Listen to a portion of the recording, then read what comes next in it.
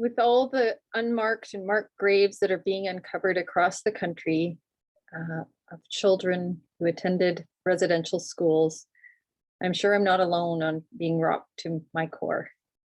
And so I'm reaching out because I want to share a story and also offer a gift because I really want to support you in the ways that I know you are contributing already to make a difference. So I've been working on Indigenous and non-Indigenous relationship building since 1990. And in the early 2000s, I got a call from Carrie Reed, who's the owner of Mostly Salish Consulting. And she asked if I could join her facilitation team on a 3-week healing retreat for women survivors of residential school. Normally, it's 3 Indigenous facilitators to lead this retreat, but at the last second, one of her Indigenous facilitators just couldn't make it, and they couldn't find an Indigenous facilitator that could take this up with such short notice. So they decided, instead of canceling it right away, they would reach out to me to see if I would be available and interested in being part of their team. So of course you can imagine the level of honor that I felt. At the same time, I had just come back from working on human rights and torture in Peru and was deeply affected by that experience and knew that residential school is really Canada's own homegrown legacy of torture. And I knew that I had to have a certain way of handling the stories I would hear, that I wouldn't be a burden to the group, but actually be someone that could contribute. I voiced my concerns, and we had a great discussion on how we'd work together to ensure that everyone would be well through the process. So in the end, I did go, and I'm so grateful for that experience. It was tremendously difficult to hear the level of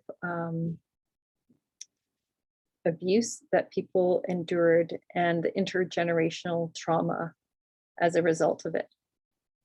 From that experience, I really saw how, across the country, Indigenous people were so busy doing incredible work, regenerating their cultures, regenerating systems and structures of governance, justice, healing practices, and so much more.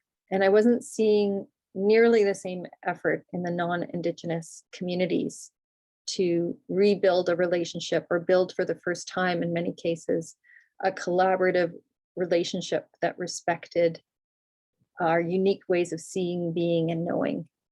And so this really motivated me in the research I was doing at the time. I was looking at how to shift national collective denial between Indigenous and non-Indigenous people, because it seemed to me that no matter how hard we tried to change things, there was some glue that was keeping it together.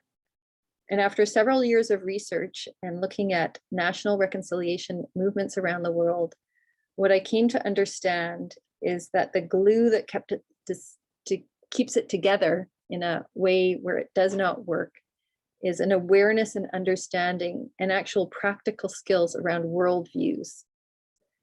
So when we look at residential school or our relationship between Indigenous and non-Indigenous people, we will see at the heart of it is the imposition of one worldview over another, an imposition of an economic system, a governance system, a way of viewing land and owning land, of language, culture, you name it, has been an imposition of one worldview over another. And when we understand how critical it is to have a worldview and to have it respected and understood and to be engaged with in a mutual way, and when we don't, the devastating impact, then we understand how critical it is to learn effective worldview skills. And I see them in 3 steps. There's skills to engage worldviews so that we don't trample on people's worldview inadvertently. There's skills to engage across worldview difference in a way that fosters mutuality. And because of the legacy of colonialism and imperialism around the world, of really an imposition of one culture, one language on so many systems, relationships, structures, nations around the world, then we also need skills to learn how to regenerate worldviews.